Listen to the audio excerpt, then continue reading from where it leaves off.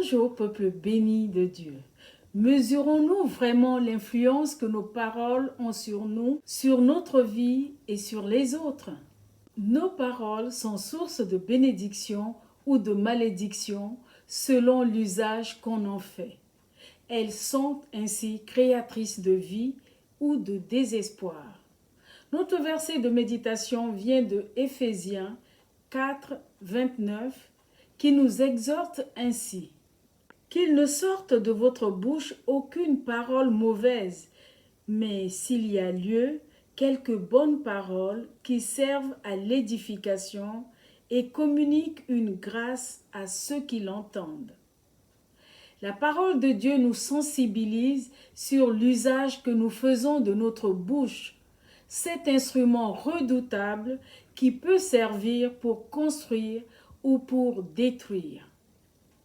En nous rappelant notre nouvelle identité en Christ, l'apôtre Paul nous exhorte à œuvrer à ce que notre bouche serve à l'édification et à communiquer la grâce à ceux qui nous entendent. La parole de Dieu dit en Proverbe 16, 24, « Les paroles agréables sont un rayon de miel, douces pour l'âme et salutaires pour le corps. » Si les bonnes paroles peuvent donner vie, bénédiction et foi, les mauvaises paroles par contre nuisent, blessent, brisent, détruisent notre propre vie ou celle des autres. Les mauvaises paroles peuvent amener la malédiction ou la mort. Elles peuvent engendrer des conséquences graves sur notre psychisme, notre physique, notre mental, notre réalisation. La Bible considère les mauvaises paroles comme un feu dévorant ou comme un venin mortel. Elle dit en Jacques 3, versets 5 à 6 ceci. De même, la langue est un petit membre et elle se vante de grandes choses. Voici comme un petit feu peut embraser une grande forêt. La langue aussi est un feu. C'est le monde de l'iniquité. La langue est placée parmi nos membres, souillant tout le corps et enflammant le cours de la vie, étant elle-même enflammée par la géhenne.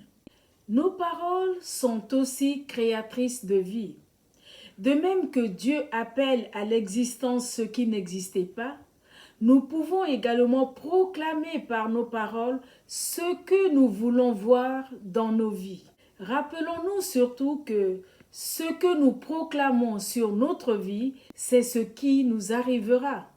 Au lieu de prononcer des paroles négatives, des paroles de défaite sur notre avenir, déclarons des propos positifs, proclamons la victoire en Jésus-Christ en disant, par exemple, « Ce n'est pas la grande forme ce matin, mais le Seigneur est avec moi, il va me rétablir, il va me restaurer corps, âme et esprit. Tout ira bien par la grâce de Dieu, car Dieu est ma force. » Proclamons ce que Dieu dit à notre sujet, à savoir que nous sommes bénis et inatteignables pour ceux qui cherchent à nous maudire, que nous ne ferons que progresser et non échouer.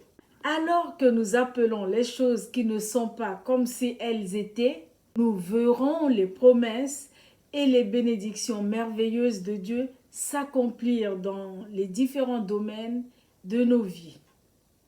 Bien-aimés de Dieu, il est primordial de mieux faire usage des mots qui sortent de notre bouche en les utilisant de façon positive et édifiante. La langue est un membre petit mais puissant car elle peut converger aussi bien vers le bien que vers le mal. Elle influence, elle dirige et contrôle notre vie. Voilà pourquoi tu peux devenir ce que tu dis et ce que tu proclames, c'est ce qui t'arrive. Les mauvaises paroles peuvent empêcher le plan de Dieu de s'accomplir et mettre une barrière entre Dieu et soi-même. Alors, aligne tes paroles sur la parole de Dieu, elles apporteront vie autour de toi. Amen.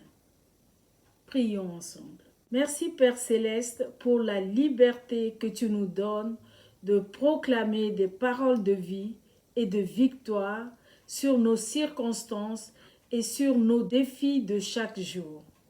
Aide-nous, Saint-Esprit, à utiliser cette puissance selon ta volonté pour avancer victorieusement dans le plan que tu as tracé pour chacun de tes enfants au nom de Jésus. Amen.